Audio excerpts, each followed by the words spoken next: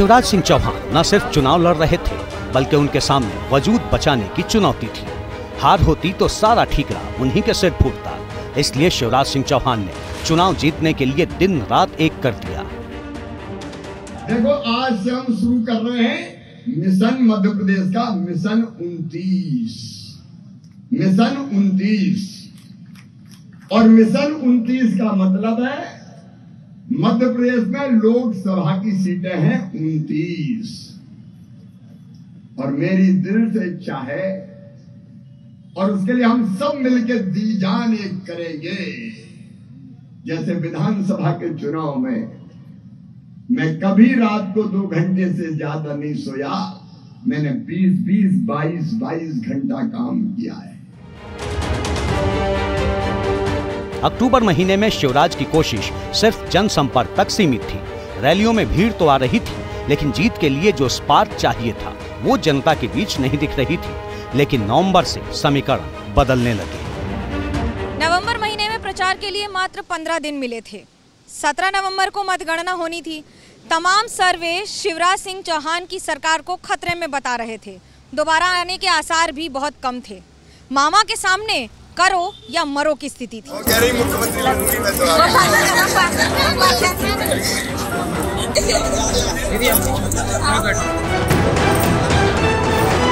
मामा ने चुनाव जीतने के लिए फिर से बेटियों का सहारा लिया। उनकी सुरक्षा और आर्थिक गारंटी देने के वादे को जोर शोर से प्रचारित करना शुरू कर दिया।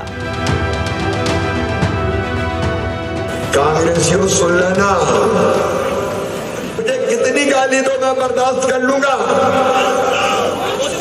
लेकिन कमलनाथ जी, दिग्विजय सिंह जी, अगर मेरी बहनों की तरफ आंख उठा के देखा तो बर्दाश्त नहीं करूंगा। ऐसी हालत कर दूंगा कि न जीने दूंगा न मरने दूंगा।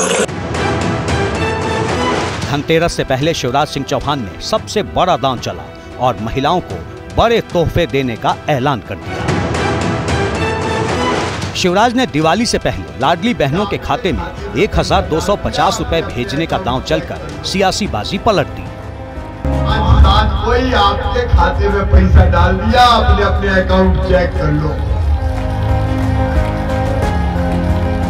जलने वाले जला करे, लेकिन मैं तो बहनों की जिंदगी बेहतर बनाने में लगा हूं।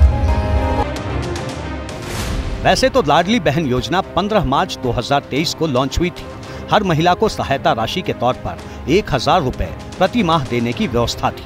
पहली बार महिलाओं के खाते में 1000 रुपए 10 जून 2023 को भेजा गया था।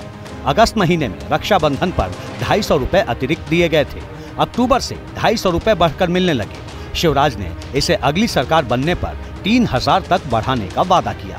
इसका असर महिलाओं में दिखने लगा और पीएम मोदी ने भी इस योजना की जमकर तारीफ की। लाडली बहन योजना और लाडली लक्ष्मी योजना की प्रशंसा आज पूरे देश में हो रही है। शिवराज सत्ता बचाने के लिए लड़ रहे थे तो कमलनाथ सत्ता पाने के लिए लड़ रहे थे। दोनों ने ताबड़तोड़ रैलियां की, लेकिन शिवराज ने सबको पीछे छोड़ दिया।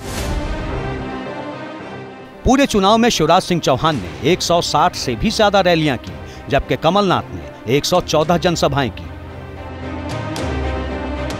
नवंबर की रैलियों के आंकड़ों पर नजर डालें तो कमलनाथ की तुलना में शिवराज का संघर्ष ज्यादा दिखेगा।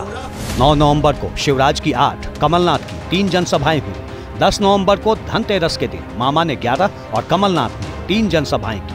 11 नवंबर को छोटी दिवाली के दिन शिवराज 4 और कमलनाथ ने 2 सभाओं को संबोधित किया। 12 नवंबर को दिवाली के दिन शिवराज ने 4 जबकि कमलनाथ ने सिर्फ 1 रैली की। 13 नवंबर को शिवराज ने 13 जनसभाएं की, जबकि कमलनाथ ने 4।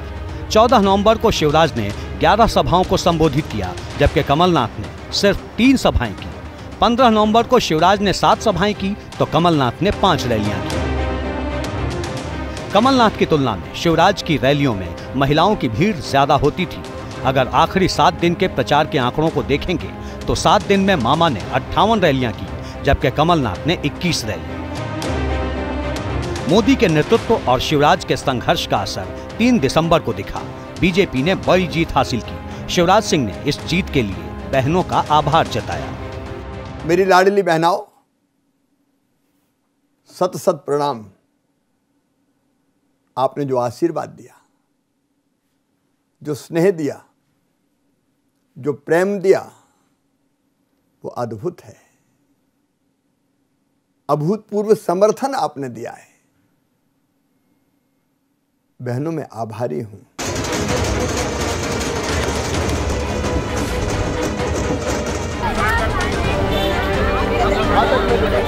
चुनाव जीतने के बाद भी शिवराज नहीं रुके। नतीजों के बाद मिशन 24 में जुट गए।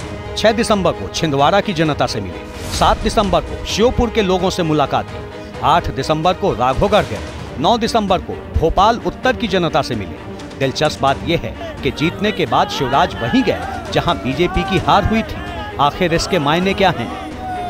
मुख्यमंत्री शिवराज ने वादे के मुताबिक 10 दिसंबर को लाडली बहनों के खाते में 1250 रुपए फिर से डाल दिए और उनका आशीर्वाद लेकर मोदी की तीसरी जीत के लिए जमीन पर उतर गए। मामा ने ऐलान कर दिया है कि चाहे वो सीएम रहें या ना रहें, एक कार्यकर्ता के रूप में मिशन 24 को सफल बनाने में अपनी भूमिका निभाते रहेंगे।